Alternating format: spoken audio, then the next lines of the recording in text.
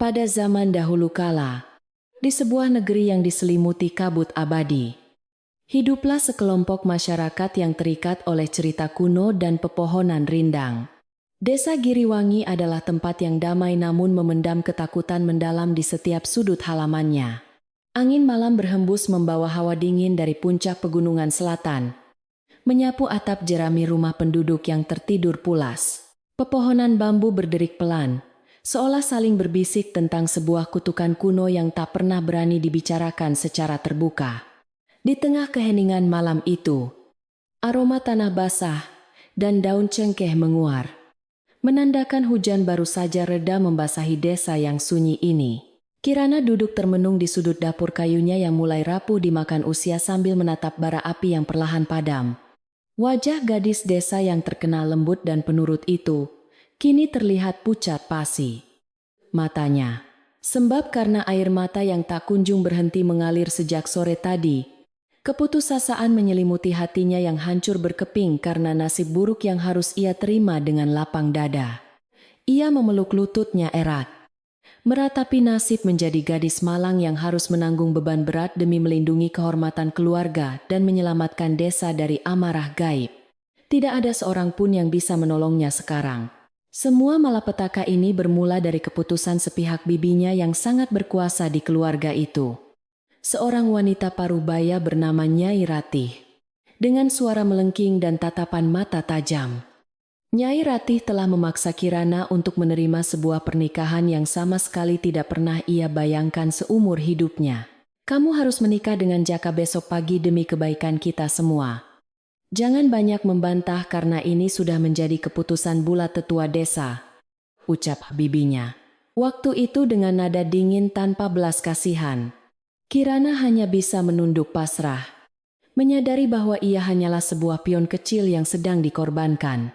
Pernikahan ini sebenarnya bukanlah ikatan suci dua insan yang saling mencintai, melainkan sebuah kedok kejam untuk menutupi niat sebenarnya dari para tetua desa. Kirana diam-diam mengetahui bahwa dirinya hanya dijadikan persembahan hidup untuk meredakan amarah dewa gunung yang konon sedang murka dan meminta tumbal manusia. Memilih Jaka sang penggembala kerbau miskin sebagai suaminya adalah cara paling mudah untuk menyingkirkan mereka berdua ke pinggiran hutan, tanpa menimbulkan kecurigaan dari pihak luar. Hati Kirana menjerit pedih menyadari betapa murahnya nilai nyawanya di mata orang yang seharusnya melindunginya sejak ia kehilangan kedua orang tuanya dahulu. Jaka sendiri adalah seorang pemuda pendiam yang baru beberapa bulan menetap di pinggiran desa Giriwangi, tinggal di sebuah gubuk reot yang jauh dari pemukiman utama. Penduduk desa hanya mengenalnya sebagai penggembala kerbau keliling yang tidak memiliki harta benda apapun selain pakaian lusuh yang menempel di tubuhnya. Ia jarang berbicara dengan warga dan selalu menundukkan kepala saat berpapasan dengan siapa saja di jalanan tanah desa. Kesederhanaan dan kemiskinannya membuat warga desa sering memandangnya sebelah mata, bahkan menganggapnya sebagai orang buangan yang sangat pantas untuk dijadikan pelengkap tumbal bagi sang dewa gunung yang kelaparan. Keesokan paginya, kabut tebal masih menggantung rendah, menutupi lembah saat Kirana membawa bungkusan kecil, berisi beberapa helai pakaian tuanya menuju gubuk Jaka. Langkah kakinya terasa sangat berat, seolah ada bongkahan batu besar yang mengikat kedua pergelangan kakinya menuju tempat pembuangan yang mengerikan. Udara dingin pegunungan menusuk tulang. Namun hawa dingin di hatinya jauh lebih menyiksa daripada cuaca pagi itu. Beberapa tetangga hanya mengintip dari balik celah jendela bambu mereka, memberikan tatapan kasihan campur lega, karena bukan anak perempuan mereka yang harus menanggung nasib tragis berjalan menuju kematian yang berkedok rumah tangga baru tersebut. Ketika Kirana tiba di halaman gubuk kayu yang tampak reot itu, ia berdiri terpaku sejenak memandangi atap rumbia yang beberapa bagiannya sudah berlubang. Halaman tanahnya disapu bersih. Tidak ada daun kering yang berserakan, menandakan bahwa sang pemilik gubuk ini adalah orang yang sangat rajin merawat tempat tinggalnya meski sangat miskin. Sebuah sumur tua dengan ember kayu usang berdiri diam di sudut pekarangan. Di samping sebuah dipan bambu kecil yang biasa digunakan untuk beristirahat setelah menggembala, Kirana menarik napas dalam. mengumpulkan sisa keberaniannya untuk melangkah masuk ke dalam rumah yang akan menjadi penjara terakhirnya sebelum ajal perlahan menjemput. Jaka keluar dari pintu gubuk dengan langkah tenang, mengenakan celana kain selutut dan baju bertambal, yang warnanya sudah pudar terbakar matahari terik. Wajah pemuda itu tidak menunjukkan kepanikan atau kesedihan sedikit pun. Berbeda jauh dengan ekspresi Kirana yang masih memendam ketakutan mendalam akan nasib mereka. Masuklah.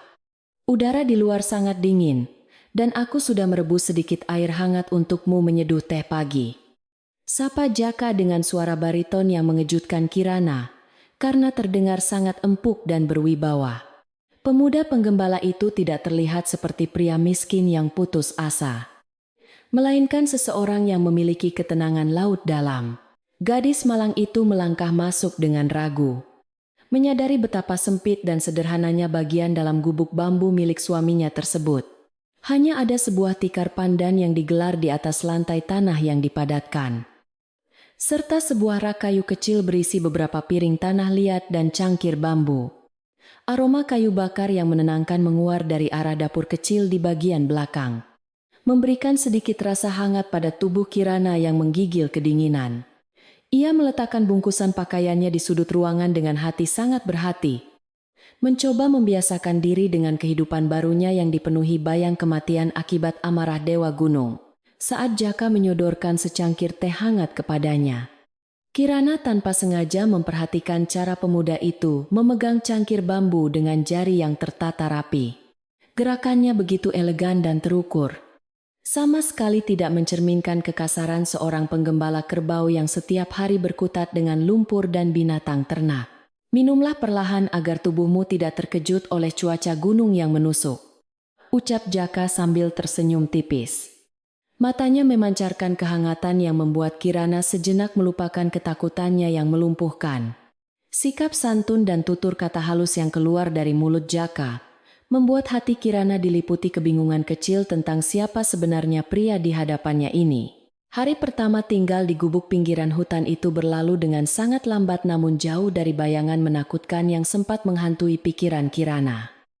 Jaka memperlakukannya dengan sangat sopan, tidak pernah sekalipun memaksakan kehendak atau bersikap kasar, layaknya suami yang membeli istri dengan harga murah. Setiap pagi sebelum matahari terbit, Jaka selalu memastikan kayu bakar cukup dan tempayan air terisi penuh, sebelum ia pergi membawa kerbaunya ke padang rumput di lereng bukit. Kirana menghabiskan waktunya membersihkan gubuk, memasak nasi jagung sederhana, dan menunggu sang suami pulang dengan perasaan aneh yang mulai tumbuh perlahan di sudut hatinya. Gadis lembut itu mulai mengamati hal ganjil yang tidak sesuai dengan penampilan lusuh suaminya setiap kali pemuda itu berada di rumah.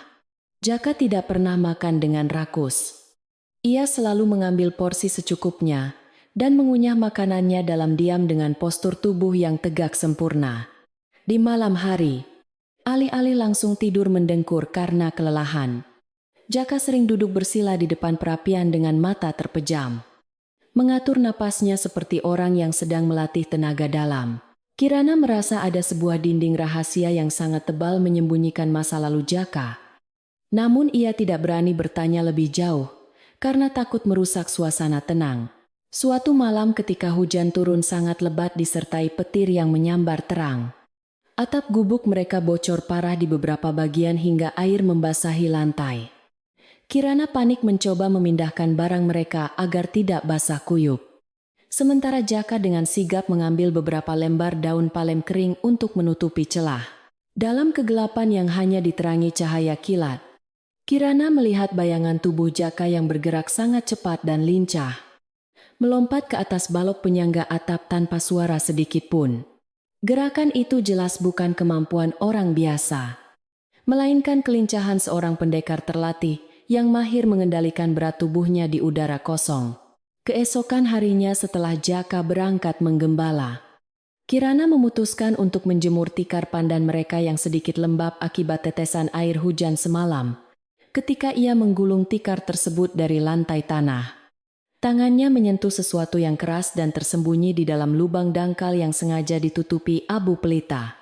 Jantung Kirana berdebar kencang saat ia menggali sedikit tanah itu, dan menemukan sebuah kain sutra hitam halus yang membungkus benda memanjang dan berat. Kain sutra seperti itu sangat mahal dan mustahil dimiliki oleh warga desa biasa. Apalagi oleh seorang penggembala kerbau miskin yang tinggal di gubuk pinggiran hutan bersamanya.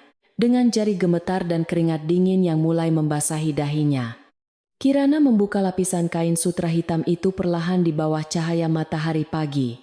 Matanya terbelalak kaget saat melihat sebuah keris pusaka yang sangat indah dengan sarung berukir naga emas membelit tajuk bersinar memantulkan cahaya menyilaukan.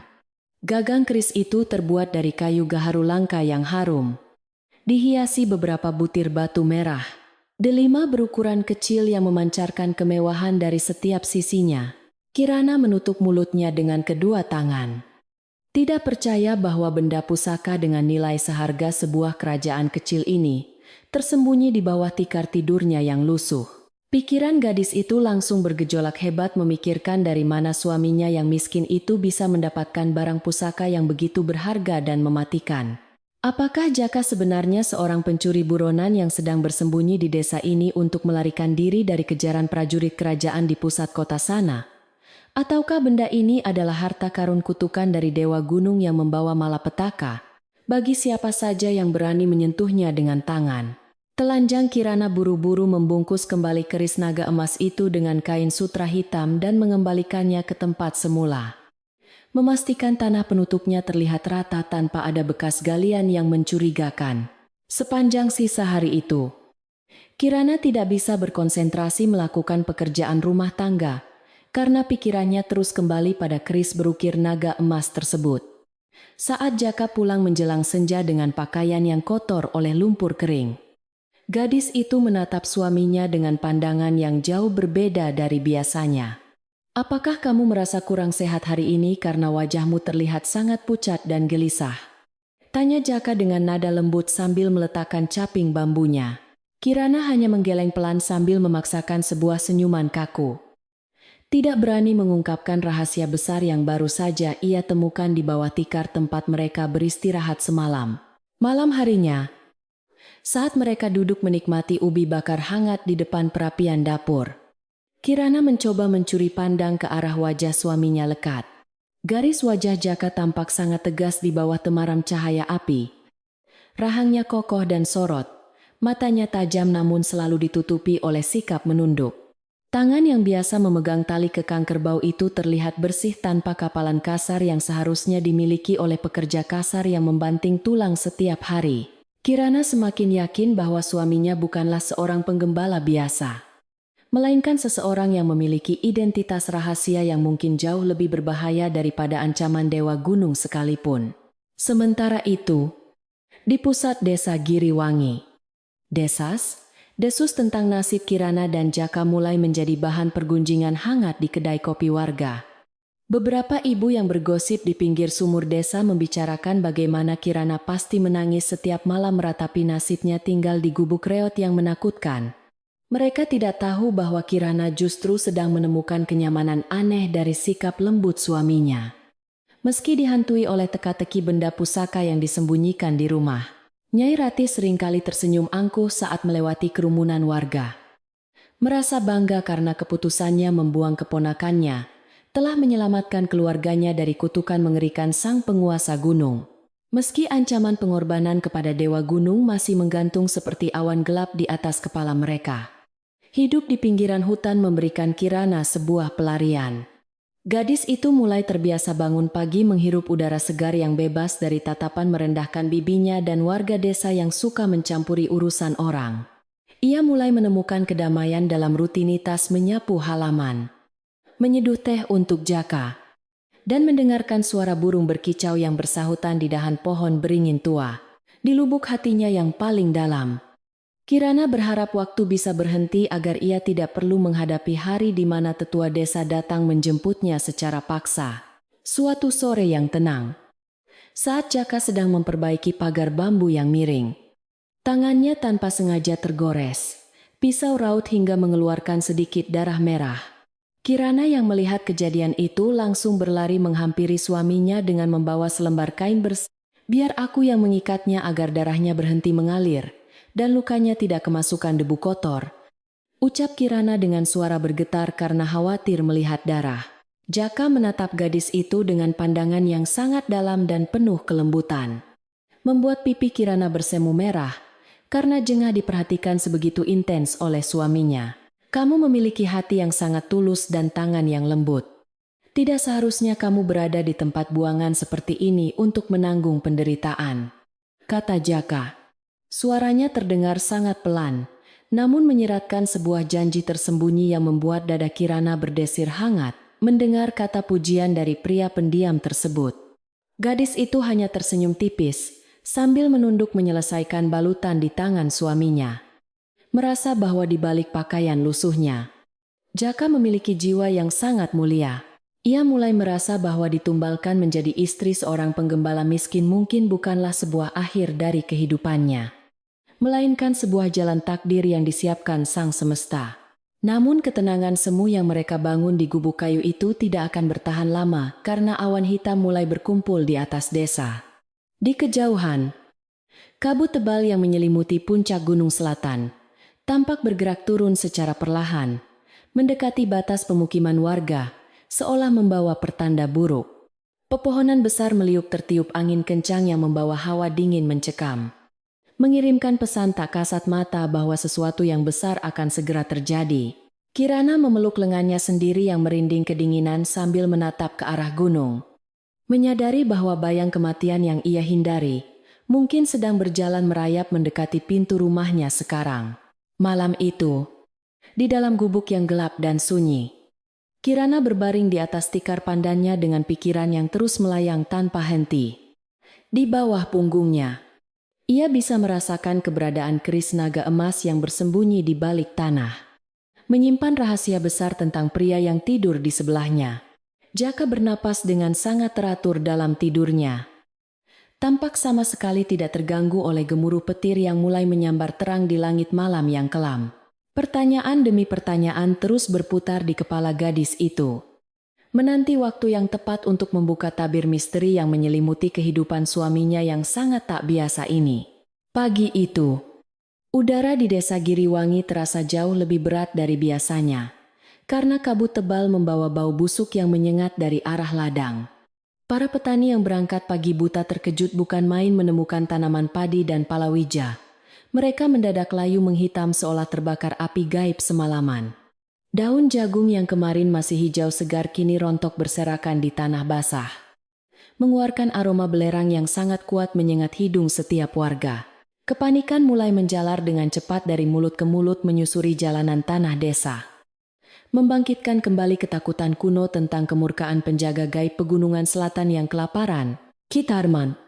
Kepala desa yang dikenal berwajah bengis dan selalu memakai udeng batik gelap, segera mengumpulkan para tetua di balai desa dengan wajah tegang. Pria parubaya itu berdiri di depan kerumunan warga yang menggigil ketakutan sambil memegang tongkat kayunya yang berukir kepala macan tutul dengan sangat erat. Matanya menyapu seluruh penduduk desa yang hadir dengan tatapan tajam dan penuh perhitungan licik, mencari kambing hitam yang tepat untuk menenangkan kepanikan massal ini. Ini adalah kutukan langsung dari Dewa Gunung yang menolak persembahan murahan dari desa kita, ucap Kitarman dengan suara lantang yang menggema menembus kabut pagi.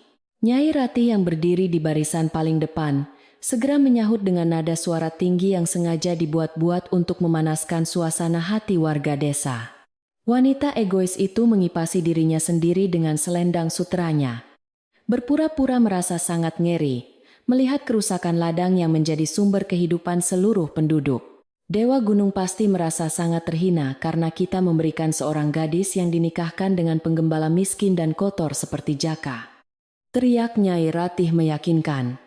Warga desa mulai saling berbisik cemas, menganggukkan kepala menyetujui hasutan Bibi Kirana yang memang selalu pandai memutarbalikkan fakta demi menyelamatkan anak kandungnya sendiri dari pengorbanan. Desas-desus kejam itu dengan cepat menyebar ke seluruh penjuru desa bagaikan api liar yang melahap rumput kering di musim kemarau yang sangat panjang.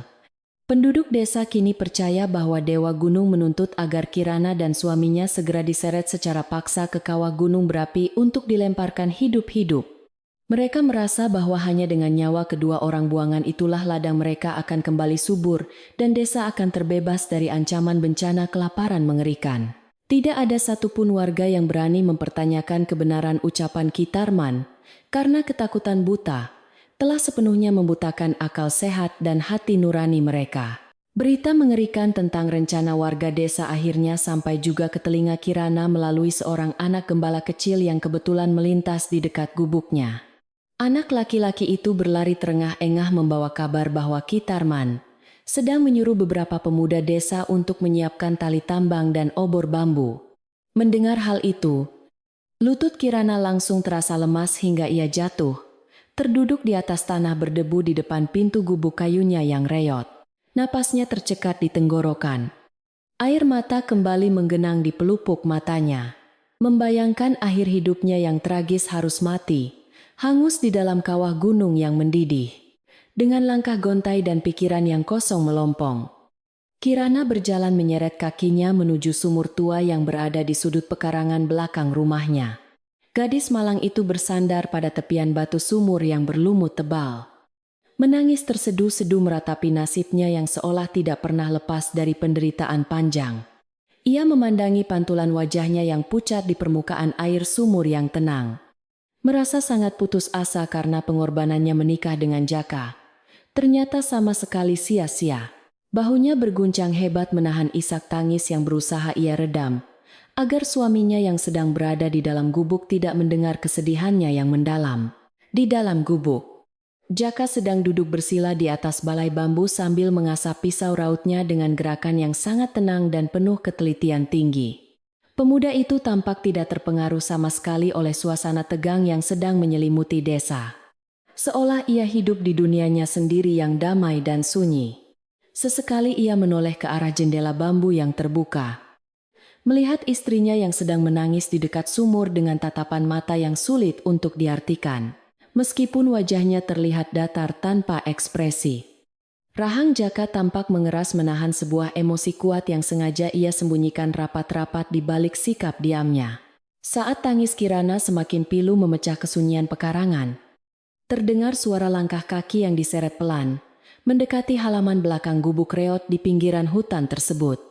Seorang kakek tua renta dengan punggung bungkuk dan rambut putih yang disanggul rapi muncul dari balik rimbunnya semak belukar bambu sambil bertumpu pada tongkatnya. Ia adalah Mbah Harjo, salah satu sesepuh desa yang sangat dihormati karena kebijaksanaannya. Namun, belakangan ini sering diasingkan oleh Kitarman karena perbedaan pandangan tajam. Mbah Harjo menatap Kirana dengan pandangan penuh belas kasih. Menyadari betapa berat beban yang harus ditanggung oleh gadis muda yang tidak berdosa ini. Kakek tua itu berjalan perlahan menghampiri Kirana yang langsung menghapus air matanya dengan ujung lengan baju kasarnya karena merasa malu ketahuan sedang menangis sedih. Mbah Harjo berhenti tepat di samping sumur tua itu. Tersenyum hangat dengan kerutan di wajahnya yang semakin memperlihatkan jejak usia dan pengalaman hidup panjangnya. Mengapa kamu menangis sendirian di sini sementara suamimu sedang berada di dalam rumah menemani keheningan pagi? Sapa Mbah Harjo dengan suara parau, namun sangat menenangkan. Kirana hanya bisa menundukkan kepalanya dalam-dalam. Tidak mampu menyembunyikan rasa takutnya yang luar biasa terhadap rencana kejam warga desa yang akan mengorbankan nyawanya. Setelah mengatur napasnya yang masih tersengal, Kirana akhirnya menceritakan semua kabar buruk yang baru saja ia dengar dari anak gembala kecil yang melintas tadi.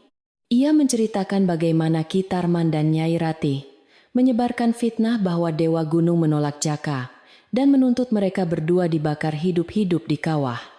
Saya sungguh tidak tahu harus berbuat apa lagi, Kek. Rasanya lebih baik saya lari ke dalam hutan daripada harus diseret paksa oleh warga desa, ucap Kirana. Suaranya bergetar hebat menahan ketakutan yang menjalar di sekujur tubuhnya. Memohon sebuah jalan keluar dari orang tua yang paling bijaksana di desa tersebut. Mbah Harjo mendengarkan keluh kesah gadis itu dengan penuh kesabaran. Tangan keriputnya membelai lembut, ujung tongkat kayu pule yang selalu setia menemaninya berjalan jauh. Kakek itu kemudian menoleh ke arah gubuk reot tempat Jaka berada. Matanya yang mulai rabun seolah mampu menembus dinding bambu dan melihat sesuatu yang berbeda. Nak Kirana, jangan biarkan ketakutan membutakan mata batinmu yang jernih. Perhatikanlah suamimu baik-baik dengan hati yang tenang. Nasihat Mbah Harjo, dengan nada suara misterius. Ia tahu betul bahwa pemuda penggembala yang menjadi suami Kirana itu memancarkan aura wibawa yang sangat kuat meski disembunyikan di balik pakaian lusuhnya. Gadis itu mendongakkan wajahnya dengan raut kebingungan yang sangat jelas terlihat. Tidak mengerti apa maksud dari perkataan kakek tua yang sedang berdiri di hadapannya. Mbah Harjo tersenyum tipis melihat kebingungan Kirana.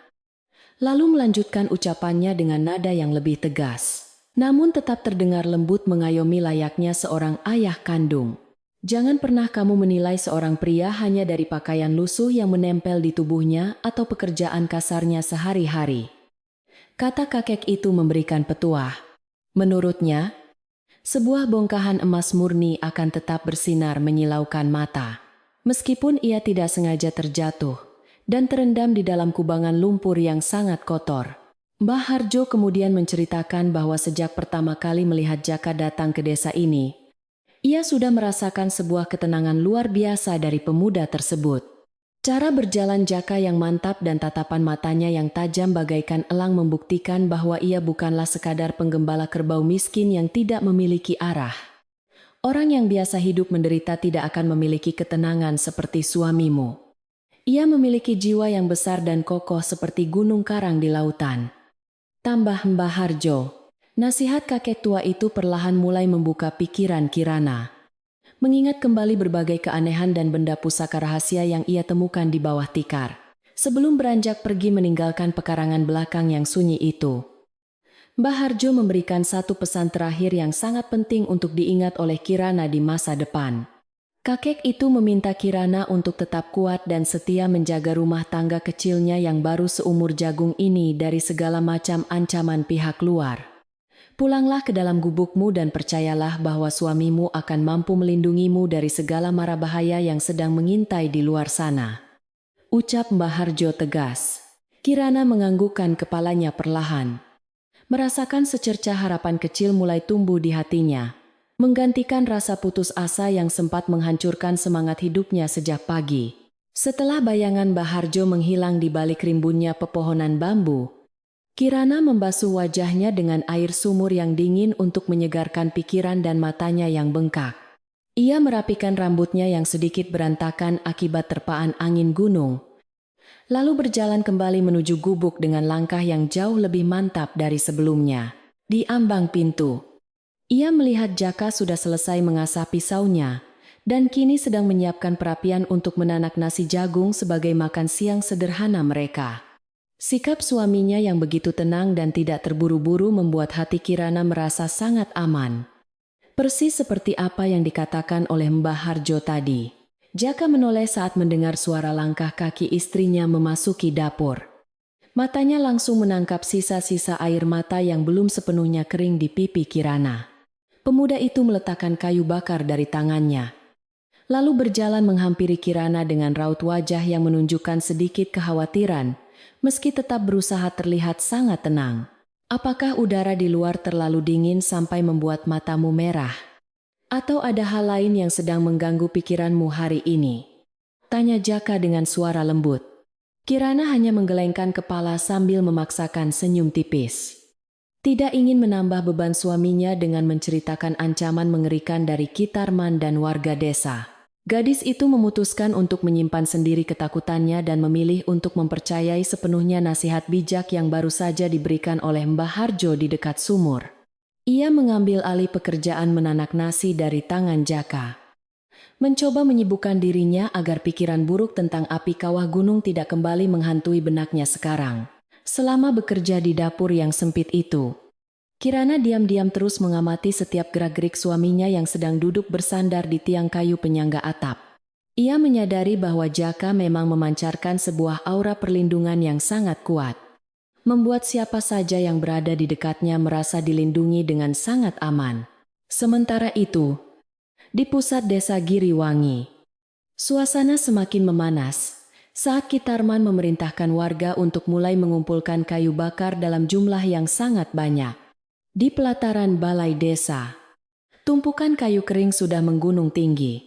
Dipersiapkan sebagai ancaman nyata bagi siapa saja yang berani menentang perintah dari tetua desa. Nyai Rati berjalan mondar-mandir di sekitar tumpukan kayu tersebut, memastikan bahwa semua persiapan berjalan lancar untuk segera menyingkirkan keponakannya yang dianggap sebagai pembawa sial. Warga desa yang ketakutan bekerja dalam diam. Wajah mereka tegang dan pucat memikirkan kemarahan Dewa Gunung yang akan menghancurkan seluruh desa mereka. Langit di atas desa perlahan mulai berubah menjadi abu-abu gelap. Awan mendung berkumpul tebal, menutupi cahaya matahari siang yang biasanya bersinar sangat terik. Suara gemuruh petir terdengar bersahutan dari arah puncak gunung selatan. Seolah-olah alam semesta sedang merespon ketegangan dan kejahatan yang sedang direncanakan oleh penduduk desa. Angin bertiup semakin kencang, menerbangkan debu dan dedaunan kering di sepanjang jalanan tanah, membuat warga desa semakin yakin bahwa kutukan dewa memang benar-benar nyata. Suasana mencekam ini membuat beberapa ibu menangis memeluk anak-anak mereka di dalam rumah, tidak berani keluar untuk melihat apa yang sedang terjadi. Nyai Rati menggunakan cuaca buruk ini sebagai senjata tambahan untuk menakut-nakuti warga yang mulai merasa ragu dengan rencana kejam pengorbanan manusia tersebut siang ini. Lihatlah langit yang murka itu. Dewa Gunung sudah kehabisan kesabaran menunggu kita menyerahkan gadis pembawa sial dan penggembala kotor itu. Seru Nyai Rati dengan lantang. Kata-kata racunnya berhasil menembus pertahanan akal sehat warga yang sudah sangat ketakutan, membuat mereka kembali bersemangat mengumpulkan obor dan tali tambang panjang berbahan ijuk tebal. Ki Tarman tersenyum licik dari teras balai desa, merasa sangat puas melihat rencananya berjalan dengan sangat mulus tanpa ada perlawanan berarti. Menjelang sore hari, sebuah kelompok besar warga desa yang membawa obor menyala dan senjata tajam seadanya sudah berkumpul di halaman luas balai desa utama. Wajah-wajah yang biasanya ramah dan saling sapa kini berubah menjadi beringas dan penuh amarah yang ditujukan kepada dua orang tak berdosa di pinggiran. Ki Tarman berdiri di atas sebuah batu besar, mengangkat tongkatnya tinggi-tinggi untuk memberikan aba-aba agar rombongan warga segera bergerak menuju gubuk Jaka. Suara teriakan marah dan kutukan bergema memecah kesunyian senja, diiringi oleh langkah kaki berat ratusan orang yang berbaris rapi menyerupai sepasukan prajurit yang siap berperang. Suara riuh rendah dari kerumunan massa yang sedang bergerak itu perlahan-lahan mulai terdengar dari kejauhan hingga mencapai batas hutan tempat Kirana tinggal. Gadis yang sedang menyapu halaman depan gubuknya itu langsung menghentikan pekerjaannya. Jantungnya berdegup sangat kencang saat mendengar sayup-sayup suara teriakan menyebut namanya sendiri. Ia menatap ke arah jalan setapak yang menuju ke pusat desa. Melihat cahaya kemerahan dari puluhan obor yang menyala-nyala menembus pekatnya kabut sore hari, rasa panik yang luar biasa kembali menyergap dadanya, membuat napasnya terasa sangat sesak, seolah-olah udara di sekitarnya mendadak hilang ditelan bumi yang gelap. Jaka yang mendengar keributan dari luar segera melangkah keluar dari dalam gubuk. Wajahnya tetap setenang air telaga, namun sorot matanya berubah menjadi sangat tajam. Pemuda itu berdiri tegap di samping istrinya yang gemetar ketakutan, menatap lurus ke arah datangnya kerumunan warga dengan tangan yang bersedekap santai di dada. Masuklah ke dalam rumah dan kunci pintunya rapat-rapat. Biarkan aku yang menghadapi mereka semua yang datang dengan amarah buta hari ini. Perintah Jaka pelan. Suaranya terdengar sangat berwibawa dan tidak menerima penolakan, membuat Kirana terpaku di tempatnya berdiri, sambil memandangi punggung suaminya yang tampak sangat kokoh melindungi. Alih-alih menuruti perintah suaminya untuk bersembunyi di dalam gubuk seperti pengecut, Kirana justru menggelengkan kepalanya kuat-kuat dan melangkah maju mendekati sisi Jaka. Gadis itu teringat kembali pada pesan Baharjo, agar ia tetap kuat dan menjaga rumah tangga kecilnya dari ancaman siapapun yang datang merusak. Aku tidak akan lari bersembunyi dan membiarkanmu menghadapi mereka sendirian. Kita adalah suami istri, dan harus menghadapi ini bersama-sama, ucap Kirana dengan suara bergetar. Jaka menoleh ke arah istrinya dengan raut terkejut yang tertahan. Lalu sebuah senyuman tipis yang sangat hangat mengembang di wajah pemuda penggembala tersebut. Rombongan warga desa yang dipimpin oleh Kitarman dan Nyai Ratih kini sudah berdiri tepat di depan pagar bambu pekarangan gubuk reot pinggiran hutan. Cahaya obor menyinari wajah-wajah penuh kebencian yang menatap tajam ke arah Jaka dan Kirana yang berdiri tenang berdampingan di halaman depan rumah mereka. Udara sore yang dingin mendadak terasa sangat panas oleh kobaran api dan amarah yang siap meledak menghancurkan kehidupan damai sepasang suami istri tak berdosa tersebut. Di tengah ketegangan yang memuncak itu, Jaka sama sekali tidak bergeming. Ia justru menunggu langkah pertama dari kepala desa licik itu dengan sangat sabar. Ketegangan memuncak di halaman gubuk reot itu, ketika Kitarman menghentakkan tongkat kayunya ke tanah berdebu dengan sangat keras dan penuh amarah. Rombongan warga desa yang membawa obor menyala tampak semakin beringas. Meneriakkan berbagai kutukan kejam yang memekakan telinga menuntut pengorbanan kepada sang dewa. Nyai Ratih berdiri di barisan depan dengan wajah angkuh. Tersenyum sinis melihat keponakannya yang kini terjebak dalam kepungan massa yang sedang marah besar. Serahkan dirimu sekarang juga pemuda miskin pembawa sial. Kemarahan gunung ini hanya bisa diredakan dengan nyawa kalian berdua. Teriak kepala desa licik itu nyaring. Mendengar ancaman mengerikan tersebut, Jaka sama sekali tidak menunjukkan raut ketakutan atau berniat melarikan diri dari kepungan warga yang mengamuk di depan halamannya. Pemuda penggembala itu justru melangkah maju satu tindak. Berdiri dengan dada membusung, seolah menantang ratusan orang yang membawa senjata tajam dan obor menyala. Apa bukti nyata yang kalian miliki hingga berani menuduh kami sebagai penyebab matinya tanaman ladang di seluruh desa ini? Balas Jaka dengan suara tenang namun sangat menggelegar. Wibawa luar biasa yang terpancar dari nada suaranya membuat beberapa warga desa yang berada di barisan depan sontak melangkah mundur karena terkejut. Kitarman merasa harga dirinya terluka melihat seorang penggembala rendahan berani menantang otoritasnya di hadapan seluruh penduduk desa Giriwangi yang sedang marah. Pria tua bengis itu segera merogoh kantong bajunya yang terbuat dari kain kasar. Lalu mengeluarkan selembar kain sutra berwarna keemasan yang tampak sangat mewah. Kain mahal ini kutemukan tersangkut di semak berduri dekat pekaranganmu tadi pagi saat aku sedang memeriksa batas ladang yang mati secara misterius. Ucap Kitarman lantang. Ia mengibaskan kain sutra itu ke udara, agar semua orang bisa melihat kilau benang emasnya yang memantulkan cahaya merah dari kobaran api obor warga. Mata Kirana membelalak lebar mengenali jenis kain sutra tersebut.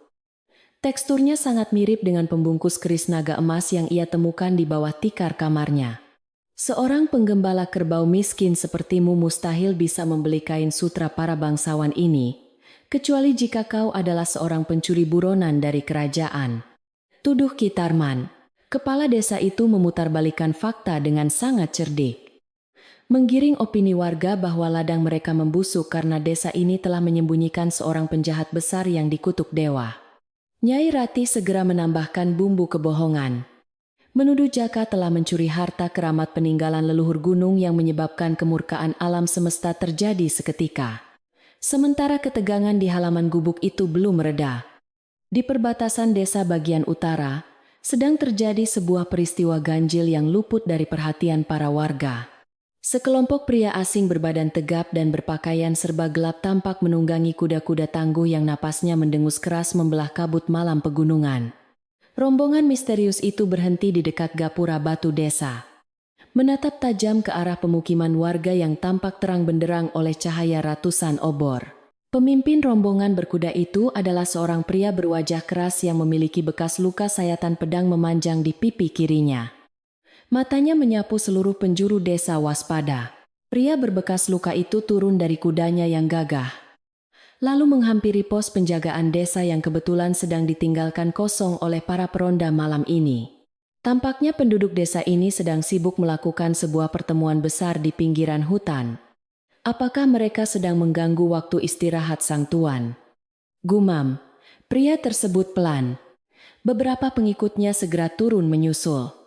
Memeriksa jejak kaki dan bekas roda pedati di tanah basah untuk mencari petunjuk arah menuju pusat keributan warga desa. Mereka adalah para pengawal elit utusan langsung dari pusat istana selatan yang diutus secara rahasia untuk menyusul junjungan tertinggi mereka yang sedang menyamar. Kembali ke halaman gubuk reot Jaka. Teriakan warga desa semakin riuh rendah menuntut agar penggembala itu segera diikat tangannya dan diseret ke kawah gunung. Tuduhan pencurian kain sutra bangsawan itu menjadi bensin yang menyiram kobaran api kebencian warga, menutupi akal sehat mereka yang sudah diracuni ketakutan kelaparan panjang. Seret pencuri kotor itu, dan bakar dia bersama istri pembawa sialnya sebelum kutukan dewa menghancurkan sisa persediaan makanan kita di lumbung. Teriak seorang petani berang. Kirana meremas ujung baju kasarnya dengan jari gemetar. Hatinya hancur melihat wajah tetangganya yang dulu ramah kini berubah menjadi monster kejam haus darah. Di tengah badai caci maki yang menyakitkan telinga tersebut, pikiran Kirana tiba-tiba kembali melayang pada benda pusaka yang terkubur di bawah tikar pandannya. Gadis lembut itu menyadari bahwa tuduhan Kitarman sama sekali tidak berdasar. Kain sutra emas itu mungkin saja sengaja diletakkan untuk menjebak suaminya malam ini. Jika Jaka memang seorang pencuri miskin, tidak mungkin ia menyimpan keris berukir naga emas yang memancarkan energi magis pelindung begitu kuat di dalam rumahnya. Keberadaan keris pusaka bertatahkan batu merah delima itu adalah bukti paling nyata bahwa suaminya bukanlah penjahat rendahan seperti yang diteriakkan oleh kepala desa licik. Sebuah keberanian luar biasa perlahan-lahan mulai merayap naik memenuhi dada Kirana, menyapu bersih seluruh sisa ketakutan yang sempat melumpuhkan persendian kakinya sejak sore tadi. Ia teringat kembali pada tatapan menenangkan Baharjo dan sentuhan lembut suaminya yang selalu memberikan rasa aman setiap kali badai masalah datang menerjang kehidupannya. Aku tidak boleh terus-menerus menjadi gadis lemah yang hanya bisa menangis meratapi nasib saat nyawa suamiku sendiri sedang diancam oleh orang jahat. Batin Kirana bertekad. Ia menarik napas dalam-dalam, membulatkan tekadnya untuk melawan ketidakadilan ini dan membongkar kebohongan besar yang sedang dirancang oleh bibinya sendiri, tanpa diduga oleh siapapun yang hadir di sana. Kirana melangkah maju melewati tubuh suaminya yang tegap untuk berdiri langsung berhadapan dengan kepala desa. Wajah pucatnya kini berubah menjadi tegas. Matanya yang biasa menunduk malu, kini membalas tatapan tajam Kitarman dengan sorot keberanian yang menyala-nyala terang. Suamiku bukanlah seorang pencuri harta karun, apalagi penyebab matinya tanaman ladang kalian semua. Tuduhan itu hanyalah fitnah keji untuk menutupi kebusukan kalian. Seru Kirana lantang.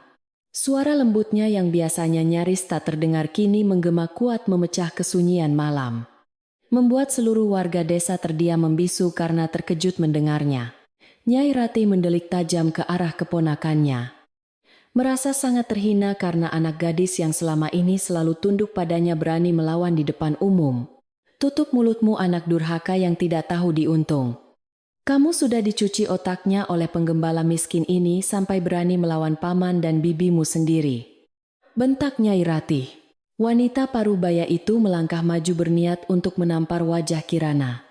Tangannya sudah terangkat tinggi di udara siap untuk mendaratkan pukulan keras ke pipi gadis itu. Namun belum sempat tangan itu menyentuh wajah istrinya, Jaka bergerak secepat kilat menangkis pukulan tersebut dengan satu gerakan tangan yang sangat halus. Tangkisan lembut dari tangan Jaka ternyata mengandung tenaga dalam yang luar biasa besar, membuat tubuh gemuk Nyai Ratih terdorong mundur beberapa langkah hingga nyaris terjengkang. Semua orang terkesiap melihat kejadian kilat itu. Tidak menyangka bahwa seorang penggembala kerbau berbadan kurus memiliki kekuatan fisik yang sanggup mementalkan orang tanpa menyentuhnya kasar. Jangan pernah berani menyentuh sehelai pun rambut istriku dengan tangan kotormu itu, atau kau akan menyesali perbuatanmu seumur hidup. Ancam Jaka dengan nada suara dingin membeku. Aura pembunuh yang mematikan tiba-tiba menguar dari tubuh pemuda berpakaian lusuh itu, membuat udara di sekitar halaman terasa semakin mencekam. Kitarman menelan ludah dengan susah payah, merasakan aura mengerikan yang dipancarkan oleh Jaka. Namun gengsi sebagai kepala desa membuatnya menolak untuk menyerah sekarang. Ia kembali mengangkat tongkat berukir kepala macannya tinggi-tinggi, mencoba membangkitkan kembali semangat warga desa yang mulai ciut melihat unjuk kekuatan tak wajar dari Jaka. Jangan takut pada ilmu hitam murahan yang ditunjukkan oleh pencuri ini. Kita jumlahnya ratusan orang dan dewa pasti akan melindungi kita semua. teriak Ki Tarman memprovokasi. Beberapa pemuda desa yang terhasut kembali mengacungkan parang dan celurit mereka. Perlahan-lahan merangsek maju untuk mengepung pasangan suami istri tersebut semakin rapat. Melihat situasi yang semakin tidak terkendali, dan nyawa suaminya benar-benar terancam oleh kepungan senjata tajam. Kirana menyadari bahwa kata-kata saja tidak akan cukup. Ia harus menunjukkan bukti fisik yang menguatkan argumennya bahwa Jaka bukanlah penjahat rendahan, melainkan menyimpan sebuah rahasia besar yang belum diketahui oleh penduduk desa ini. Tunggu di sini sebentar suamiku. Aku akan segera kembali membawa sesuatu yang akan membungkam mulut kotor mereka semua untuk selamanya. Bisik Kirana ke telinga Jaka. Tanpa menunggu jawaban suaminya, gadis itu berbalik arah dan berlari kencang menerobos masuk ke dalam gubuk reot yang gelap gulita tersebut. Di dalam kamar tidurnya yang sempit dan pengap, Kirana langsung berlutut di atas lantai tanah dan menyingkirkan tikar pandan lusuh yang biasa mereka gunakan tidur. Dengan tangan kosong yang gemetar hebat, ia menggali tanah berdebu itu sekuat tenaga. Tidak mempedulikan kuku-kukunya yang kotor dan terasa perih akibat gesekan batu. Jantungnya berdebar kencang saat ujung jarinya kembali menyentuh bungkusan kain sutra hitam yang dingin. Harta karun rahasia yang selama ini disembunyikan rapat-rapat oleh suaminya. Ia menarik benda berat itu keluar dari sarangnya, membersihkan sisa-sisa tanah yang menempel pada kain pembungkusnya dengan napas yang memburu panik. Setelah membersihkan bungkusan tersebut, Kirana memeluk pusaka misterius itu erat-erat di depan dadanya, seolah benda mati itu bisa memberikannya kekuatan magis untuk bertahan hidup. Ia tahu bahwa membawa keluar keris naga emas ini adalah sebuah pertaruhan besar yang bisa mengubah takdir hidupnya dan suaminya di desa yang terkutuk ini. Jika Jaka marah karena aku membongkar rahasianya, aku rela menerima hukuman apapun asalkan ia bisa selamat dari amukan warga desa malam ini. Tekad Kirana kuat. Ia segera bangkit berdiri dan melangkah keluar dari dalam gubuk, membawa senjata keramat itu kembali menuju medan pertempuran di halaman depan. Sementara Kirana berada di dalam, Ki Tarman dan beberapa pria berbadan kekar sudah berada sangat dekat dengan Jaka, siap untuk meringkus pemuda yang diam itu. Jaka tetap berdiri tenang di posisinya dengan kaki sedikit terbuka lebar, memasang kuda-kuda pertahanan sempurna yang sama sekali tidak dikenali oleh penduduk desa biasa. Matanya terus mengawasi setiap pergerakan senjata tajam yang diarahkan padanya, menghitung jarak dan waktu yang tepat untuk melumpuhkan mereka, tanpa perlu menjatuhkan korban jiwa satupun. Ketegangan mencapai titik puncaknya saat seorang pemuda desa mengayunkan parang berkaratnya ke arah bahu Jaka dengan teriakan marah yang membelah keheningan malam gulita. Tepat pada detik sepersekian saat parang itu hampir menyentuh kulit Jaka, terdengar suara lengkingan tajam dari arah pintu gubuk yang menghentikan semua pergerakan secara ajaib. Berhenti kalian semua orang-orang bodoh yang mudah ditipu. Lihatlah baik-baik, benda apa yang sedang aku pegang di tanganku saat ini. Teriak Kirana sekuat tenaga. Gadis itu berdiri tegak di undakan pintu dengan napas tersengal-sengal. Kedua tangannya mengangkat tinggi-tinggi sebuah bungkusan kain sutra hitam yang tampak sangat mencurigakan. Seluruh mata warga desa beserta Ki Tarman langsung tertuju padanya, mengurungkan niat mereka untuk menyerang Jaka, karena penasaran melihat benda misterius tersebut. Dengan gerakan perlahan dan sengaja dibuat dramatis agar semua orang memperhatikan, Kirana mulai membuka lapisan kain sutra hitam mahal itu, satu demi satu dari pembungkusnya. Begitu lapisan terakhir terbuka, kilauan cahaya kemerahan dari batu merah D5 yang tertanam di gagang kayu gaharu itu langsung memantulkan cahaya obor dengan sangat menyilaukan. Sebuah keris pusaka berukir naga emas membelit tajuk kini terpampang nyata di hadapan ratusan pasang mata yang terbelalak kaget bercampur takjub melihat keindahan senjata dewa tersebut. Suasana halaman gubuk yang tadinya riuh rendah penuh caci maki kini mendadak berubah menjadi sunyi senyap seolah-olah waktu baru saja berhenti berdetak. Ki Tarman menjatuhkan rahangnya lebar-lebar. Matanya nyaris melotot keluar dari sarangnya, melihat keris naga emas legendaris yang hanya pernah ia dengar dari dongeng kuno. Pria tua bengis itu mundur beberapa langkah dengan lutut yang mendadak terasa lemas tak bertulang. Tongkat ukirannya jatuh terlepas dari genggaman tangannya yang gemetar hebat. Mustahil. Bagaimana mungkin senjata pusaka milik leluhur penguasa wilayah selatan bisa berada di tangan istri, seorang penggembala kerbau yang sangat miskin dan kotor ini? Gumam Kitarman Pukat. Ia menyadari bahwa benda yang dipegang Kirana bukanlah barang curian biasa, melainkan simbol kekuasaan absolut yang bisa memenggal lehernya kapan saja. Jaka menoleh ke arah istrinya yang berdiri gemetar memegang pusaka kerajaannya. Sorot matanya menyiratkan keterkejutan, bercampur kebanggaan yang sangat besar. Melihat keberanian luar biasa Kirana, pemuda itu tidak marah sama sekali rahasianya dibongkar secara paksa.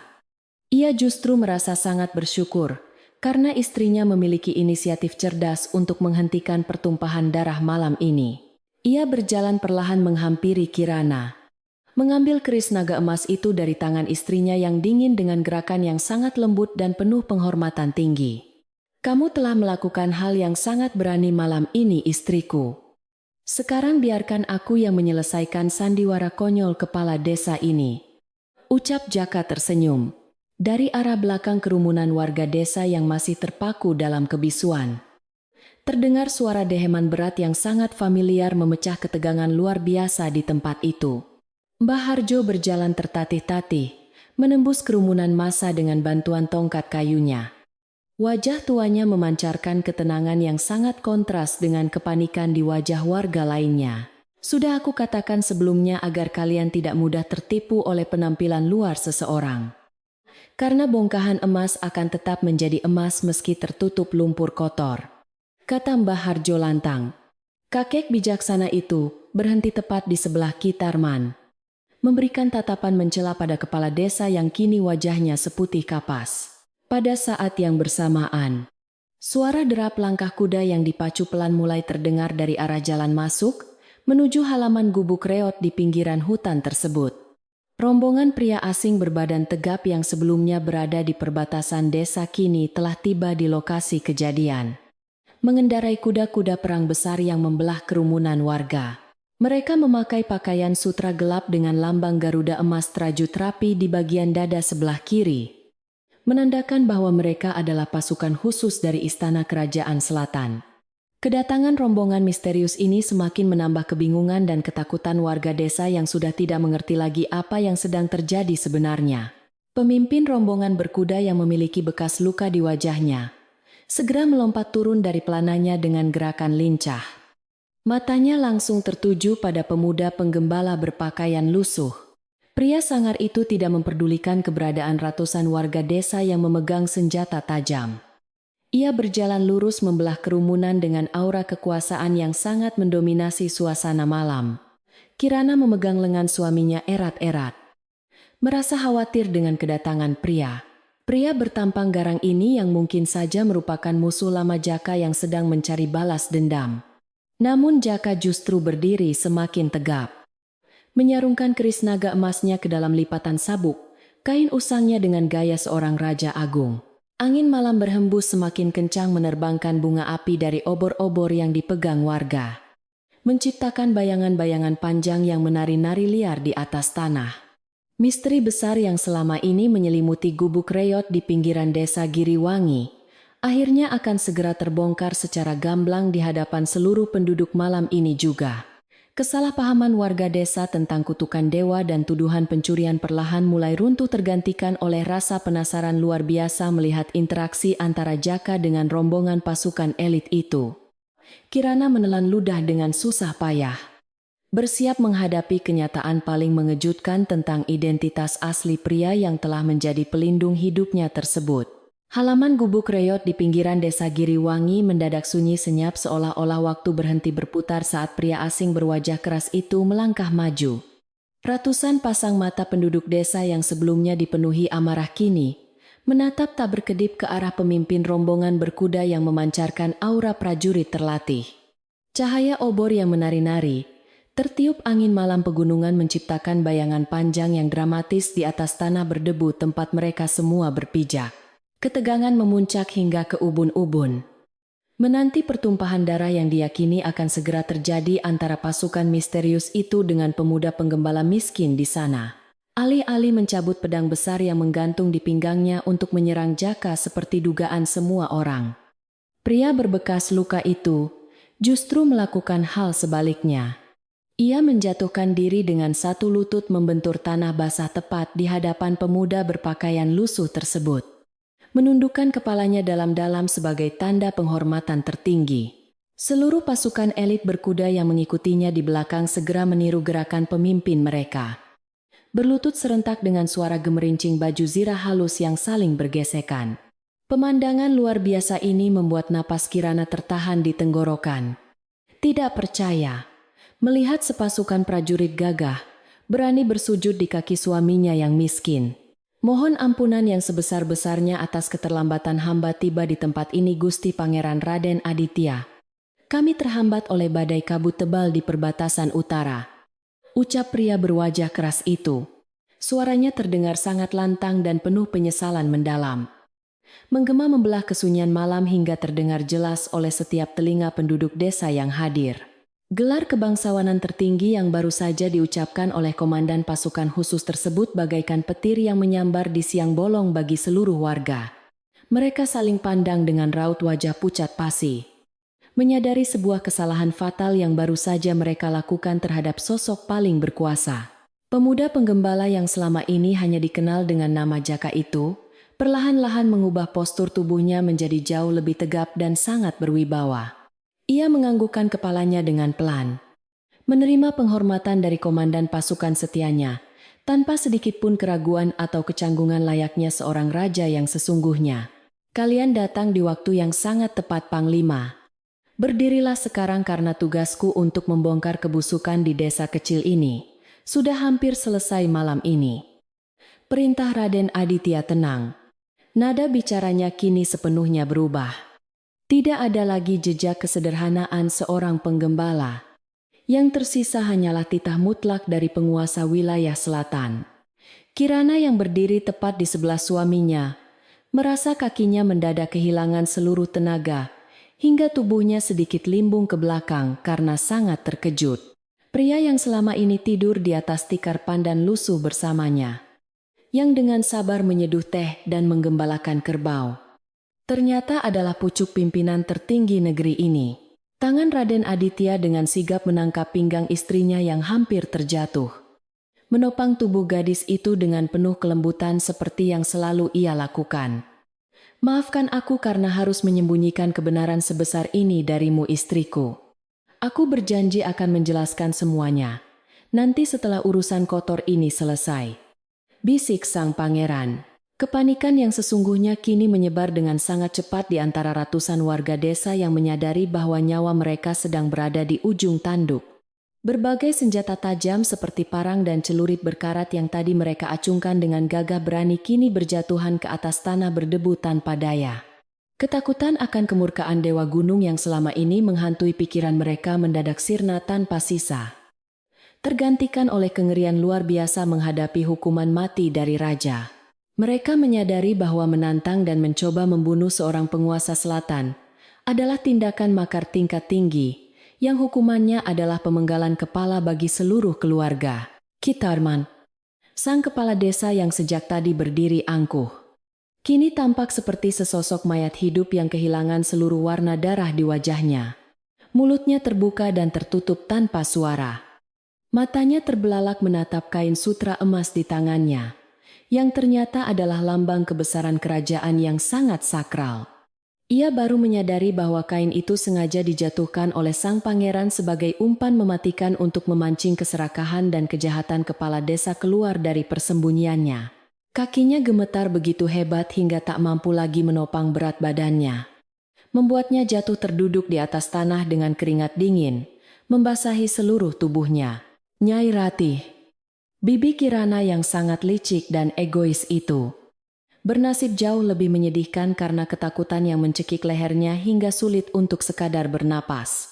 Wanita parubaya itu meremas selendangnya kuat-kuat, membayangkan segala caci maki dan perlakuan merendahkan yang telah ia lontarkan kepada pemuda yang kini menjadi raja itu. Ia menyadari bahwa rencananya mengorbankan keponakannya sendiri justru membawa Kirana menuju takhta tertinggi sebagai permaisuri dari penguasa wilayah selatan yang sangat dihormati. Penyesalan yang amat dalam kini menghancurkan hatinya. Namun semua itu sudah sangat terlambat, karena kekejamannya telah disaksikan langsung oleh ratusan mata malam ini. Raden Aditya melangkah maju melewati barisan warga desa, yang kini menundukkan pandangan mereka dalam-dalam karena tidak berani menatap wajah sang penguasa secara langsung. Dengan gerakan yang sangat elegan namun tegas, ia membuka ikatan baju lusuhnya yang bertambal, melepaskan pakaian kotor itu dan melemparkannya ke atas tanah. Di balik pakaian penggembala yang kumal tersebut, tersembunyi sebuah kemeja sutra halus, berwarna hitam, legam yang ditenun dengan benang emas berkualitas sangat tinggi. Lambang Garuda kembar yang berkilauan di bagian dada kirinya menjadi bukti tak terbantahkan tentang darah biru murni yang mengalir deras di dalam urat nadinya. Sang pangeran kemudian menarik keluar keris pusaka berukir naga emas dari balik sabuknya, mengangkat senjata keramat itu tinggi-tinggi di bawah cahaya obor malam. Keris pusaka Kiai Naga Emas ini adalah lambang keadilan mutlak di tanah selatan. Senjata ini tidak pernah berbohong dalam membedakan mana kebenaran dan mana kebatilan. Seru Raden Aditya. Suaranya menggelegar penuh wibawa, memantul di antara pepohonan bambu dan menciptakan gaung yang membuat nyali setiap orang yang mendengarnya menjadi semakin menciut ketakutan. Keris bertatahkan batu merah delima itu seolah memancarkan aura magis yang menekan seluruh niat jahat yang tersisa di hati penduduk desa. Pemuda bangsawan itu kemudian mulai menjelaskan alasan utama mengapa ia rela meninggalkan kenyamanan istana megah demi menyamar sebagai seorang penggembala kerbau yang sangat miskin. Ia telah mendengar banyak laporan rahasia tentang hilangnya gadis-gadis muda di wilayah pinggiran dengan kedok pengorbanan suci untuk menenangkan amarah dewa penguasa gunung. Aku datang ke desa terkutuk ini sendirian untuk melihat dengan mata kepalaku sendiri bagaimana para pemimpin serakah memanfaatkan ketidaktahuan rakyat demi memperkaya diri mereka sendiri. Ungkapnya tegas. Penjelasan ini membuka mata seluruh warga desa yang selama ini hidup dalam kungkungan kebodohan dan ketakutan tidak berdasar. Pandangan Raden Aditya kini tertuju tajam ke arah Kitarman yang masih terduduk gemetar di atas tanah dengan wajah tertunduk lesu tanpa perlawanan sedikit pun.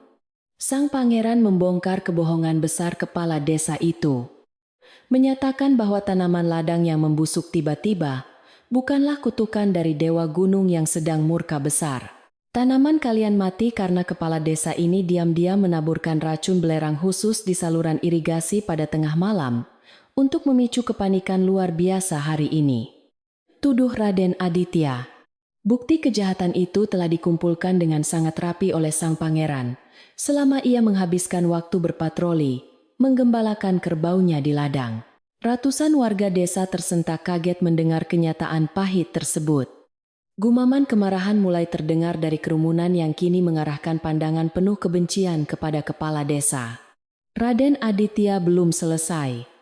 Ia kemudian menunjuk ke arah Nyai Ratih, yang sedang meringkuk ketakutan di belakang tubuh beberapa perempuan desa yang menjauhinya dengan jijik. Wanita egois ini bekerja sama dengan kepala desa, merelakan keponakannya sendiri untuk dibunuh agar anak kandungnya yang sangat ia sayangi terhindar dari daftar tumbal palsu tersebut.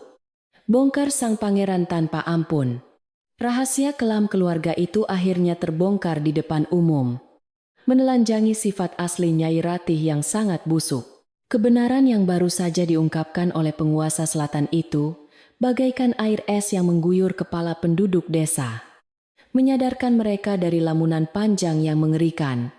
Mereka menyadari betapa bodohnya diri mereka, karena sangat mudah dihasut untuk membunuh dua orang tak berdosa hanya karena termakan dongeng kuno karangan para pemimpin korup.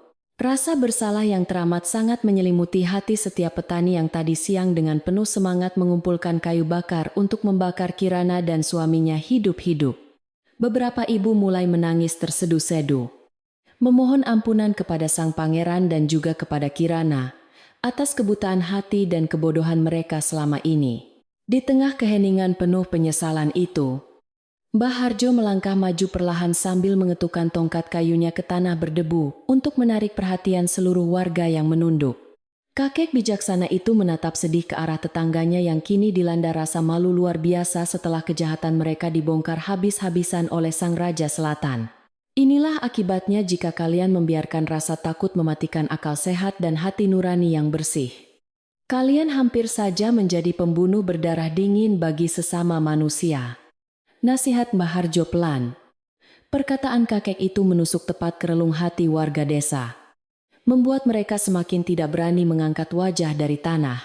Raden Aditya mengangkat tangan kanannya ke udara, memberikan isyarat tegas agar seluruh penduduk desa kembali diam dan mendengarkan keputusan mutlak yang akan ia jatuhkan. Ia menegaskan bahwa kedatangannya ke tempat kumuh ini adalah untuk menegakkan keadilan sejati dan melindungi rakyat kecil, bukan untuk melakukan pembantaian massal yang sangat biadab. Aku tidak akan membiarkan setetes darah pun tumpah membasahi tanah desa ini malam ini. Karena kekerasan membabi buta bukanlah cara seorang penguasa sejati menyelesaikan masalah, ucap sang pangeran berwibawa. Kata-kata bijaksana itu memberikan sedikit kelegaan di hati warga desa yang tadinya sudah bersiap menyambut kematian di ujung pedang. Namun ketegasan sang pangeran tidak berarti bahwa kejahatan besar yang telah direncanakan dengan sangat matang ini akan dimaafkan begitu saja, tanpa adanya sanksi yang setimpal. Raden Aditya memanggil komandan pasukannya, memerintahkan agar Kitarman dilucuti dari jabatannya. Saat ini juga sebagai kepala desa Giriwangi yang telah merusak tatanan masyarakat, aku menjatuhkan hukuman pengasingan permanen bagi mantan kepala desa ini beserta seluruh keluarga intinya dari wilayah kekuasaan selatan mulai detik ini juga. Titah, Raden Aditya tegas. Hukuman ini sangat berat. Memaksa pria tua serakah itu untuk pergi meninggalkan seluruh harta kekayaannya dan hidup menggelandang di wilayah asing. Hukuman yang sama beratnya juga dijatuhkan tanpa ragu-ragu kepada Nyai Ratih yang terus meratap memohon belas kasihan sambil bersujud di atas tanah yang kotor. Wanita parubaya yang selalu membanggakan kekayaan dan kedudukannya itu kini dihukum untuk meninggalkan desa hanya dengan pakaian yang melekat di tubuhnya tanpa membawa apapun. Sifat egois dan tak punya hati nuranimu telah meracuni desa yang damai ini. Kau tidak pantas lagi menghirup udara segar di wilayah pegunungan selatan ini. Vonis Raden Aditya dingin. Keputusan mutlak sang penguasa itu tidak bisa diganggu-gugat lagi oleh siapapun. Menghancurkan seluruh arogansi Nyai Ratih hingga tak bersisa. Mendengar perintah langsung dari junjungan tertinggi mereka, beberapa prajurit berbadan tegap segera melangkah maju dengan cepat untuk mengamankan kedua narapidana yang sedang meratap tersebut. Mereka menarik tubuh Kitarman dan Nyai Ratih secara paksa agar berdiri tegak. Tidak mempedulikan tangisan histeris dan permohonan ampun yang terus keluar dari mulut keduanya. Tangan kedua pesakitan itu diikat menggunakan tali tambang ijuk, yang ironisnya tadi siang mereka siapkan sendiri untuk mengikat tubuh Kirana dan sang pangeran yang sedang menyamar. Pemandangan tragis ini menjadi pelajaran sangat berharga bagi seluruh warga desa agar tidak pernah mencoba bermain-main dengan keadilan sejati yang melindungi. Kedua orang pembawa masalah itu kemudian diseret menjauh dari kerumunan warga, dibawa menuju perbatasan desa untuk segera diusir keluar dari wilayah kerajaan malam itu juga. Ratusan pasang mata penduduk desa hanya bisa menyaksikan kepergian mereka dalam diam yang mencekam, menyadari bahwa keadilan yang sesungguhnya akhirnya telah ditegakkan di tempat terpencil ini. Tidak ada satu orang pun yang merasa iba atau bersedih melihat nasib tragis Kitarman dan Nyai Ratih, karena kejahatan mereka memang sudah sangat melampaui batas kewajaran. Angin malam berhembus menyapu debu di halaman gubuk, seolah ikut membersihkan aura jahat yang selama ini menyelimuti udara desa tersebut. Setelah para biang kerok kejahatan itu dibawa pergi menghilang ke dalam kegelapan malam, Raden Aditya membalikkan badannya untuk kembali menatap wajah istrinya yang masih mematung. Wajah sang pangeran yang sebelumnya mengeras dan memancarkan aura membunuh kini perlahan memudar, kembali menjadi sosok pemuda yang sangat lembut dan hangat seperti yang selalu Kirana kenal. Ia menyarungkan kembali keris pusaka naga emasnya, lalu melangkah perlahan menghampiri gadis desa yang kini berstatus sebagai istri sah dari penguasa tertinggi wilayah selatan tersebut. Senyuman tulus yang sangat menenangkan mengembang di bibirnya. menghapus seluruh ketegangan yang sempat mencengkeram erat dada Kirana sejak sore hari tadi. Sang pangeran meraih kedua tangan istrinya yang masih terasa dingin bagaikan es. Menggenggamnya dengan sangat erat dan penuh kasih sayang di hadapan seluruh penduduk desa. Sekali lagi aku memohon maaf karena harus membohongimu tentang identitas asliku. Namun keberanianmu berdiri melindungiku. Tadi membuktikan bahwa aku tidak salah memilih pendamping hidup sejati. Puji Raden Aditya. Suara baritonnya terdengar sangat mesra dan tulus. Membuat pipi Kirana yang pucat, pasti perlahan berubah warna menjadi merah merona karena malu dipuji di depan umum. Kata-kata manis itu menyembuhkan seluruh luka batin yang selama ini menggores hati gadis lembut yang pernah putus asa tersebut. Kirana menatap lurus ke dalam sepasang mata suaminya yang bersinar terang. Menemukan kembali ketenangan lautan dalam yang selalu membuatnya merasa sangat aman dan dicintai sepenuhnya. Ia menyadari bahwa terlepas dari gelar kebangsawanan atau pakaian mewah yang kini dikenakannya, pria yang berdiri di hadapannya ini tetaplah pelindung sejati yang sangat menyayanginya. Aku tidak peduli apakah engkau seorang penggembala miskin atau seorang raja agung yang berkuasa. Karena yang aku tahu engkau adalah suamiku yang selalu menjagaku sepenuh hati. Balas Kirana pelan. Air mata bahagia perlahan menetes membasahi pipinya. Bukan lagi air mata keputusasaan, melainkan tangisan kelegaan yang luar biasa mendalam. Malam yang tadinya dipenuhi oleh hawa pembunuhan dan ketakutan, mencekam itu kini berubah drastis menjadi malam pembebasan yang sangat melegakan bagi seluruh penduduk desa. Raden Aditya kembali memutar tubuhnya untuk berhadapan dengan rakyatnya yang masih berlutut. Memerintahkan mereka semua untuk segera bangkit berdiri dan kembali ke rumah masing-masing. Tidurlah dengan nyenyak malam ini tanpa rasa takut. Besok pagi keretaku akan membawa bahan makanan dari lumbung istana untuk mengganti ladang kalian yang sengaja dirusak. Janji sang penguasa selatan. Pengumuman dermawan tersebut langsung disambut dengan isak tangis haru dan rasa syukur yang tak terhingga dari para petani yang malang. Warga desa berulang kali menundukkan kepala mereka dalam-dalam untuk mengucapkan terima kasih yang sebesar-besarnya atas kemurahan hati dan keadilan sang pangeran malam ini. Mereka kini menyadari bahwa pelindung sejati mereka bukanlah dewa gunung fiktif yang meminta tumbal nyawa manusia, melainkan pemimpin nyata yang peduli pada nasib rakyat kecilnya. Perlahan-lahan kerumunan massa itu mulai membubarkan diri dengan tertib. Membawa pulang obor mereka yang perlahan padam, seiring dengan menghilangnya bayang-bayang ketakutan di hati mereka. Desa Giriwangi akhirnya terbebas dari kutukan kebodohan dan penindasan yang selama bertahun-tahun membelenggu kehidupan damai masyarakat pedesaan yang sederhana tersebut.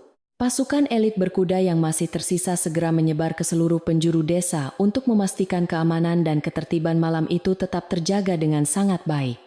Mereka berpatroli menyusuri jalanan tanah yang becek, memastikan tidak ada lagi sisa pengikut setia Kitarman yang berniat membuat keributan susulan di dalam gelap. Suasana desa yang biasanya mencekam dan dipenuhi suara jangkrik misterius, kini terasa jauh lebih hidup dan aman di bawah perlindungan langsung dari pasukan khusus Istana Kerajaan Selatan. Angin pegunungan berhembus membawa aroma bunga sedap malam yang mekar, menandakan dimulainya lembaran sejarah baru yang penuh kedamaian bagi desa terpencil ini. Raden Aditya merangkul bahu istrinya dengan penuh kasih sayang, membimbing gadis yang masih terlihat lelah itu untuk kembali masuk ke dalam gubuk reyot milik mereka. Gubuk bambu yang awalnya dianggap sebagai tempat pembuangan mengerikan bagi tumbal dewa gunung itu, kini justru menjadi saksi bisu bersatunya. Cinta sejati beda kasta. Di sanalah kisah keberanian seorang gadis desa biasa berhasil meluluhkan hati dingin sang penguasa wilayah yang menyamar untuk mencari keadilan bagi rakyat kecilnya yang tertindas. Malam panjang di pinggiran hutan itu ditutup dengan keheningan yang sangat damai, mengantarkan tidur nyenyak pertama bagi pasangan suami istri yang baru saja melewati badai besar. Pagi hari perlahan merayap turun menyelimuti desa Giriwangi dengan sapuan kabut tipis yang kini terasa sangat hangat dan menenangkan. Suara kicauan burung terdengar bersahutan dari balik rimbunnya pepohonan bambu, menyambut datangnya lembaran hari baru yang sepenuhnya terbebas dari bayang ketakutan. Penduduk desa terbangun dari tidur lelap mereka dengan perasaan lega luar biasa.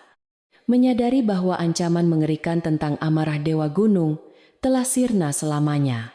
Udara pegunungan selatan yang biasanya menusuk tulang kini membawa aroma bunga liar yang mekar sempurna, memberikan harapan baru bagi setiap warga yang selama ini hidup dalam penindasan. Sinar matahari pagi memantul keemasan menyinari atap rumbia gubuk sederhana yang berdiri kokoh di pinggiran hutan lebat tersebut. Bangunan reyot yang tadinya dianggap sebagai tempat pembuangan menakutkan bagi para tumbal kini memancarkan aura kedamaian yang sangat kuat. Di dalam kamar tidurnya yang sempit, Kirana membuka kedua matanya perlahan-lahan, merasakan sebuah ketenangan aneh yang belum pernah ia rasakan sebelumnya.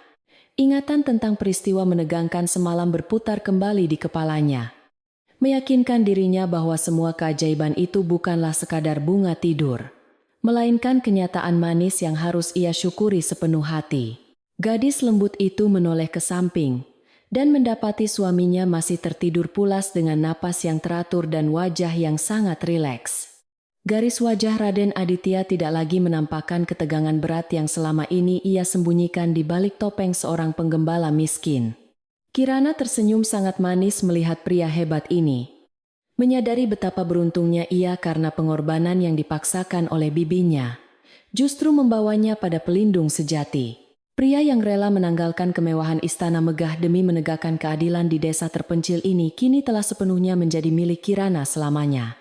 Dengan gerakan yang sangat hati-hati, agar tidak membangunkan suaminya yang kelelahan, Kirana beranjak turun dari atas balai bambu sederhana mereka.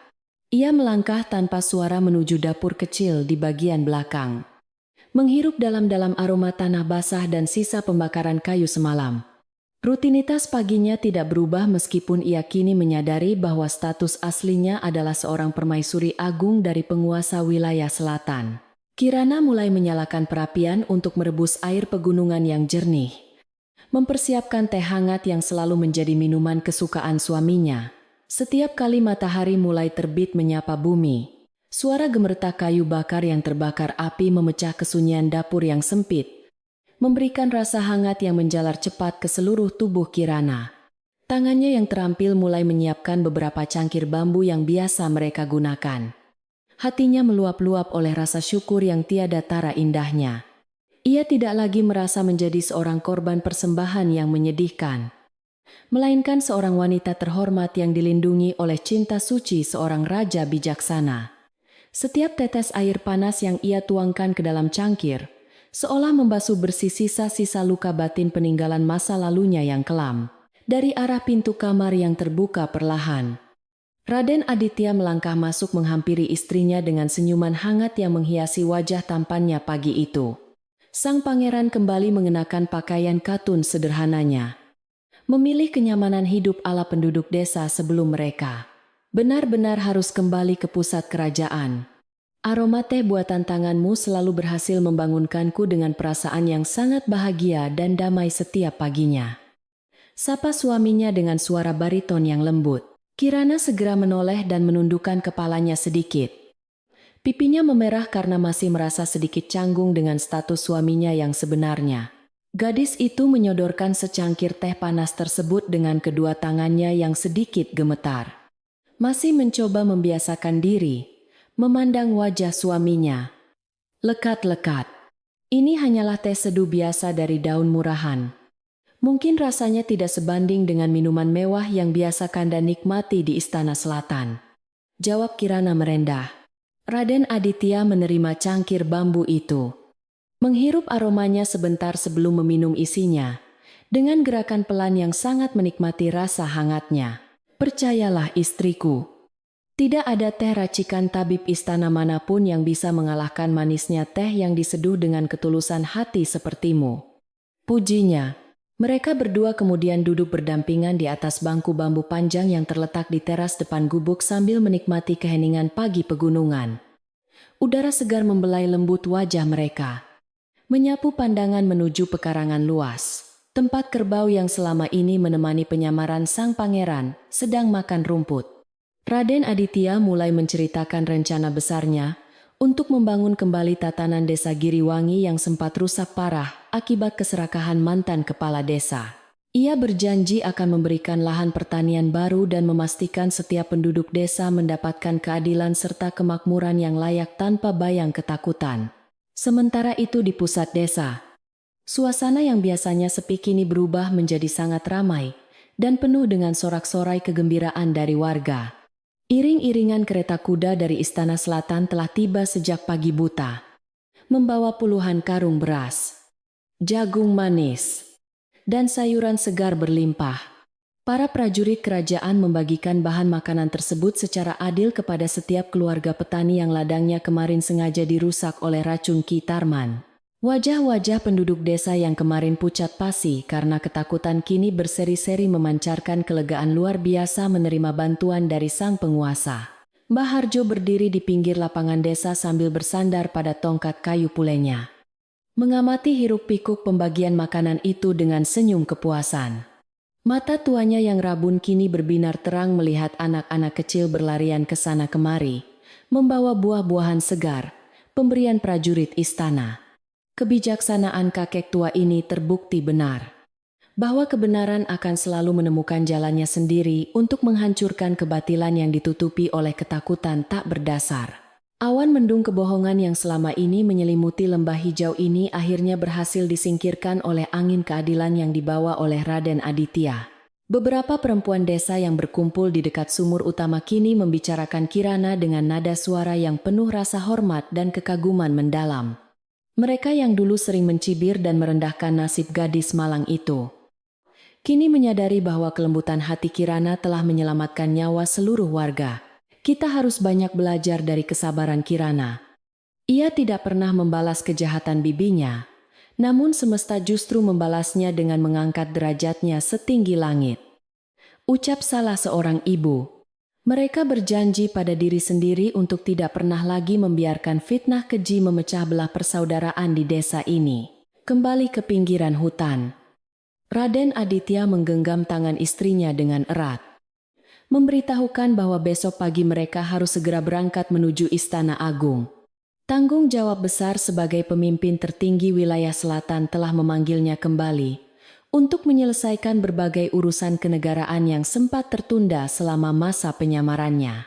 Namun sang pangeran berjanji bahwa mereka akan sering berkunjung kembali ke desa Giriwangi untuk memastikan kesejahteraan rakyat kecil benar-benar terwujud. Gubuk bambu reyot ini akan tetap dirawat dan dijaga sebagai monumen peringatan tentang awal mula pertemuan suci mereka yang penuh rintangan.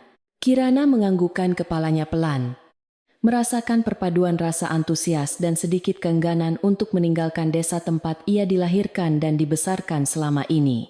Meskipun awalnya tempat ini memberikannya penderitaan dan ketakutan luar biasa, namun di gubuk sunyi inilah ia menemukan makna cinta dan perlindungan sejati. Bangunan kayu sederhana ini tidak lagi menjadi lambang kematian atau pengorbanan dewa, melainkan sebuah tempat perlindungan suci yang menyimpan kenangan terindah dalam hidupnya. Ia mulai mengumpulkan beberapa barang pribadinya yang sederhana, bersiap menghadapi kehidupan baru yang jauh lebih besar dan mewah di pusat kota.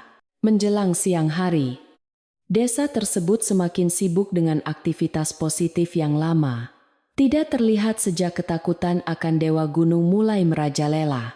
Para petani pria bersama-sama pergi ke ladang dengan ditemani beberapa prajurit istana untuk membersihkan sisa-sisa tanaman yang telah diracun sebelumnya. Mereka bekerja bahu-membahu mencangkul tanah yang rusak, menyanyikan lagu-lagu tradisional pemanggil hujan yang riang untuk mengembalikan semangat gotong royong warga. Tawa lepas terdengar menggema di antara petak-petak sawah, menandakan bahwa ikatan persaudaraan yang sempat putus kini telah tersambung kembali dengan kuat.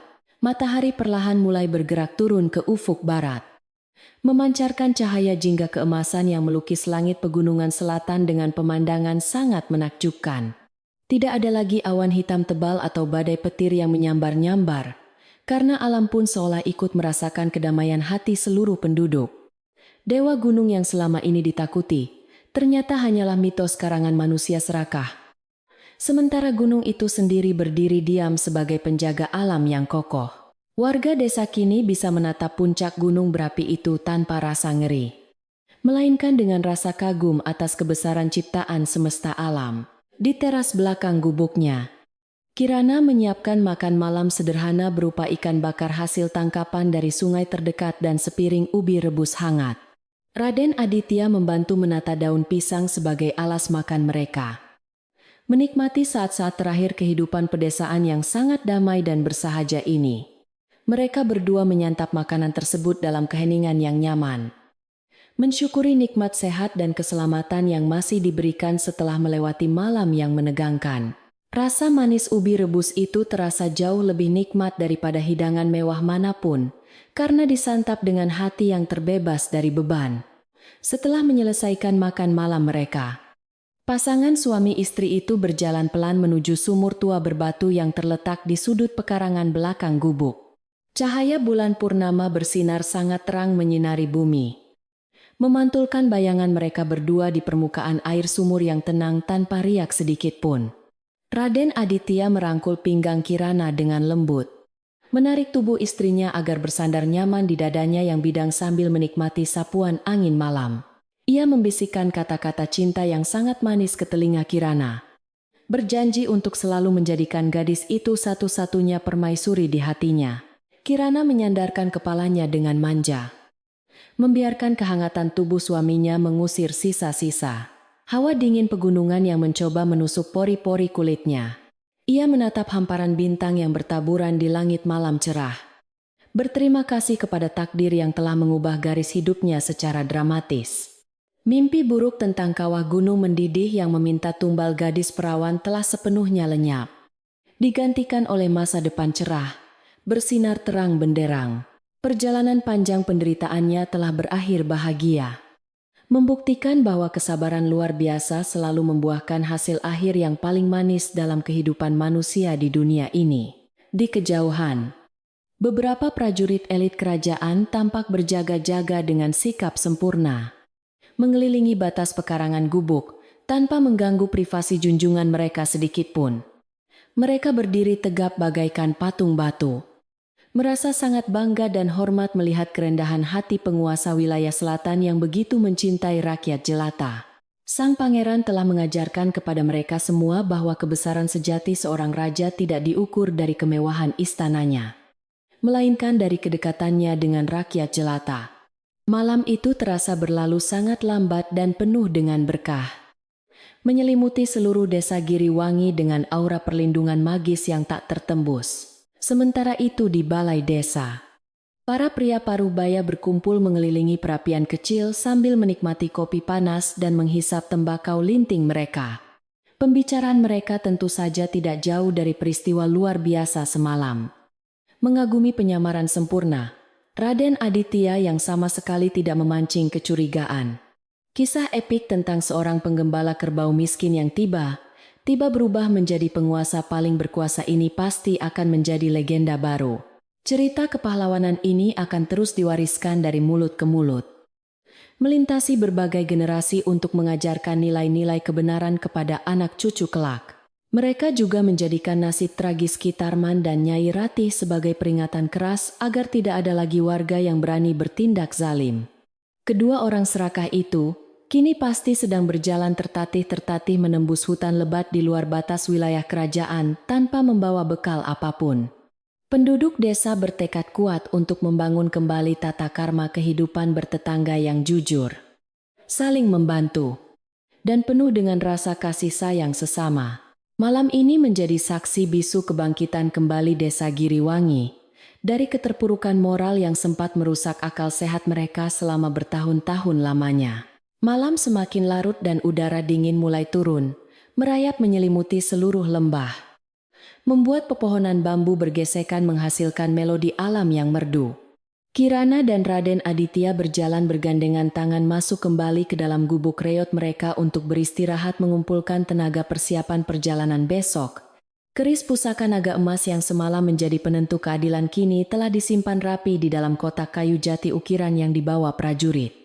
Senjata sakti itu tidak lagi perlu dikeluarkan dari sarungnya, karena kekuatan cinta dan kedamaian telah menggantikan fungsi pedang di desa sunyi tersebut. Esok hari ketika matahari terbit, gadis desa yang sederhana ini akan resmi mengenakan gaun sutra kebesaran sebagai pendamping raja yang sangat berkuasa. Raden Aditya juga akan kembali mengenakan mahkota emasnya. Memimpin barisan panjang kereta kuda kembali ke istana megah di pusat kota wilayah selatan. Namun untuk sisa malam ini, mereka hanyalah sepasang suami istri biasa yang saling mencintai setulus hati di dalam gubuk pinggiran hutan. Mereka terlelap dalam pelukan hangat, meninggalkan segala lelah dan ketegangan di belakang mereka bersama hembusan angin malam yang membelai atap jerami rumah.